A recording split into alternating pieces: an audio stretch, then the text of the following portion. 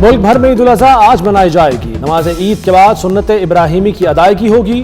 مویشی منڈیوں میں جانور کی خریداری کا فائنل راؤنڈ، جسے من پسند جانور مل گیا اس کی موج۔ کچھ بجٹ کی کمی کا شکار، قیمتیں نیچے آنے کا انتظار۔ منڈیوں میں رش کے باعث بیوپاریوں کے مزاج بھی بلند۔ جانور گھر تک لانے کے لیے گاڑی والوں کے بھی منہ کھل گئے۔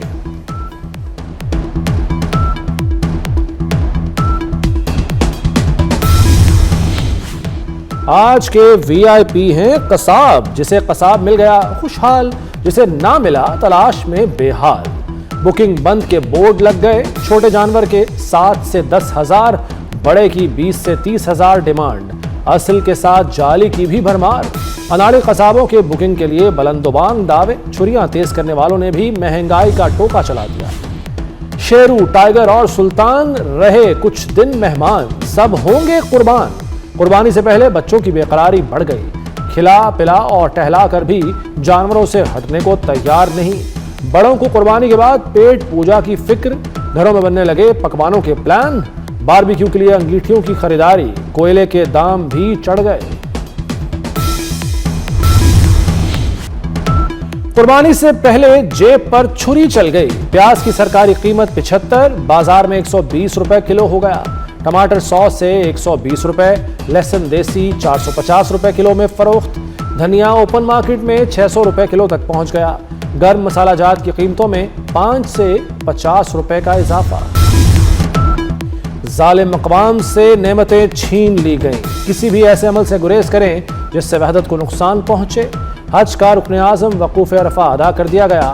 امام علی عبد الرحمن الحذیفی کا مسجد نمرہ میں خطبہ حج، کہا مسلمان مصیبت میں صبر کا دامن ہاتھ سے نہ چھوڑیں۔ صبر کرنے والوں کے لیے اللہ نے اجر عظیم کا وعدہ کیا ہے۔ اللہ تعالیٰ ہی دعائیں قبول کرنے والا ہے۔ اے اللہ ہمارے گناہ معاف فرما، یا اللہ مسلمانوں کے حالات کو بہتر کر دے۔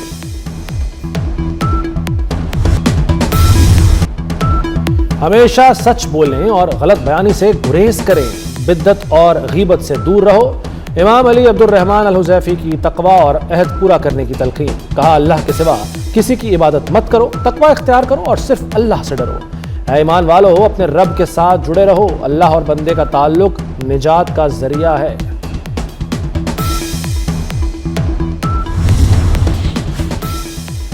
وزیر داخلہ محسن نقوی کا منی میں پاکستانی حجاج کرام کے کیمپوں کا دورہ، کیمپوں کا تفصیلی معائنہ، حجاج کرام خصوصاً بزرگ عازمین سے ملاقات۔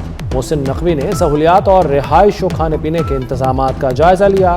محسن نقوی نے وزیر مذہبی امور محمد یوسف اور ان کی ٹیم کی کاوشوں کو سراہا اور بہتر انتظامات پر اطمینان کا اظہار کیا۔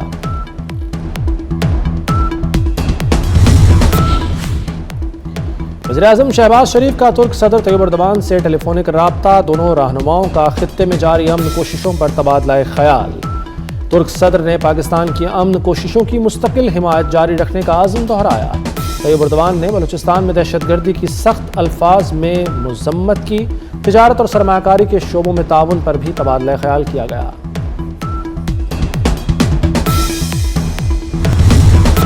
سندھ طاس معاہدے کی یک طرفہ معطلی تسلیم نہیں کرتے، پانی کا بطور ہتھیار استعمال ہرگز قبول نہیں۔ پاکستان نے عالمی برادری پر واضح کر دیا۔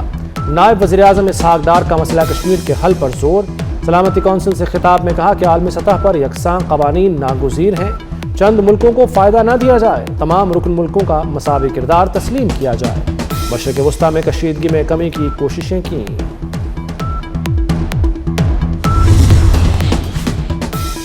پاک چین تعلقات نئی اسٹریٹجک بلندی پر، مشترکہ اعلامیے میں نئے دور کی عالمی برادری کے قیام پر اتفاق۔ پاک چین دفاعی تعاون بڑھایا جائے گا، انسداد دہشت گردی تعاون کو مزید وسعت دی جائے گی۔ سی پیک 2 کے تحت ترقیاتی منصوبوں میں تیزی لانے پر اتفاق۔ گوادر بندرگاہ کو علاقائی رابطہ کاری کا بڑا مرکز بنانے کا فیصلہ۔ خنجراب پاس کے ذریعے پاک چین زمینی رابطہ مزید مضبوط بنانے کا فیصلہ۔ چین نے پاکستان کی امن کی کوششوں کو سراہا۔ پاکستان کا ون چائنا پالیسی کی حمایت کا اعادہ۔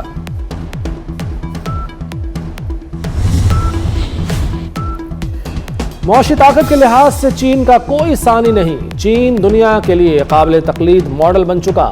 پاک چین دوستی کو انقلاب میں بدلیں گے، اسٹریٹجک شعبوں میں نئے انقلاب لائیں گے۔ وزیر اعظم شہباز شریف کا پاک چین سفارتی تعلقات کی 75ویں سالگرہ پر تقریب سے خطاب، کہا صدر شی جن پنگ تنازعات کے حل کے لیے مذاکرات پر یقین رکھتے ہیں۔ خطے میں امن و ترقی کے لیے چین کی کوششیں قابل تحسین ہیں۔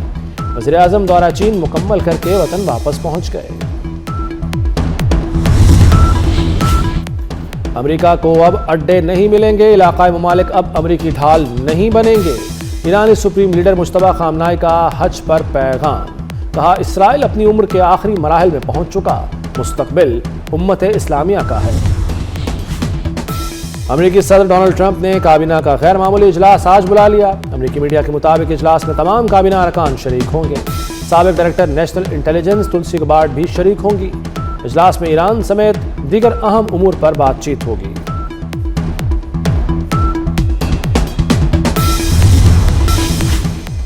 امریکہ کے جنوبی ایران میں نئے فضائی حملے، سینٹ کام کے مطابق حملے میں ڈرون لانچنگ تنصیبات اور ایرانی کشتیوں کو نشانہ بنایا گیا۔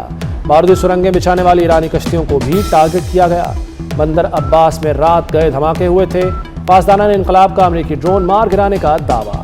امریکی F-35 طیارے پر فائرنگ کا بھی دعویٰ۔ امریکہ کی جنگ بندی معاہدے کی خلاف ورزی، ایران کا امریکی جارحیت پر سخت جواب دینے کا اعلان۔ ایرانی فوج کے ترجمان جنرل ابو الفضل شکارچی نے کہا ہے کہ جنگ مسلط ہوئی تو خطے سے باہر پھیل سکتی ہے۔ ایران اپنی ریڈ لائن پر کبھی سمجھوتا نہیں کرے گا۔ جوہری پروگرام کی طرح اب ہرمز بھی مذاکرات کا حصہ نہیں ہوں گی۔ امریکی صدر ڈونلڈ ٹرمپ نے کہا ہے کہ ایران کو افزودہ یورینیم امریکہ کو دینا ہوگی۔ افزودہ یورینیم امریکہ لا کر تباہ کریں گے۔ یورینیم کہیں اور بھی تباہ کی جا سکتی ہے۔ جوہری توانائی کمیشن یا اس کے مساوی ادارہ اس عمل کا مشاہدہ کرے گا۔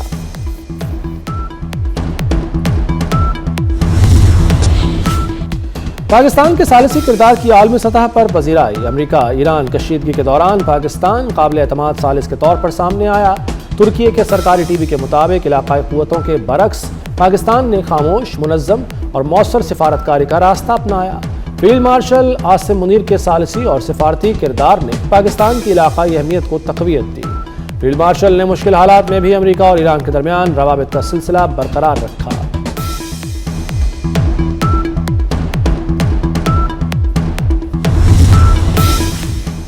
شمالی کوریا کا رواں سال 8واں میزائل تجربہ۔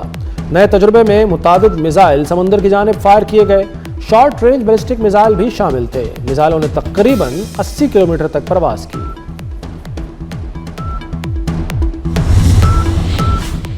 بھارت میں مسلمانوں پر مودی سرکار کا ایک اور ظلم۔ مودی سرکار نے نماز عید اور قربانی پر پابندی عائد کر دی۔ اتر پردیش میں نماز عید پڑھنے اور قربانی کرنے والوں کو دھمکیاں دی جا رہی ہیں۔ اتراکھنڈ میں بھی مسلمانوں کو مذہبی فریضہ ادا کرنے سے روک دیا گیا۔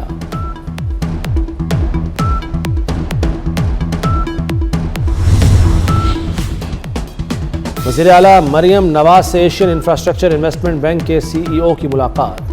باہمی دلچسپی کے امور، ادارہ جاتی تعاون بڑھانے پر گفتگو۔ وزیر اعلیٰ نے پنجاب میں ریکارڈ ترقیاتی منصوبوں سے متعلق آگاہ کیا۔ ایشین انفراسٹرکچر انویسٹمنٹ بینک کو ڈیولپمنٹ پروجیکٹ میں شراکت داری کی پیشکش۔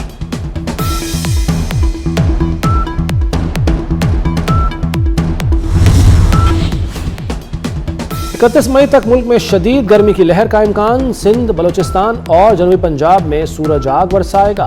NDMA نے گلیشیئر پگھلنے سے سیلاب کا الرٹ جاری کر دیا۔ گلگت بلتستان، خیبر پختونخوا اور آزاد کشمیر میں لینڈ سلائیڈنگ کا خدشہ۔ شارع قراقرم سمیت متعدد سڑکیں حساس قرار۔ ہنگامی اقدامات کی ہدایت جاری۔ یورپ میں شدید ہیٹ ویو، کئی ممالک میں درجہ حرارت معمول سے کہیں زیادہ ریکارڈ۔ پیرس، لندن اور جرمنی مئی کی غیر معمولی گرمی کی لپیٹ میں۔ درجہ حرارت 30 سے 34 ڈگری تک جا پہنچا۔ لندن میں 34 ڈگری ریکارڈ۔ رواں ماہ کا گرم ترین دن۔ جرمنی میں بھی پارہ 30 ڈگری کو چھو گیا۔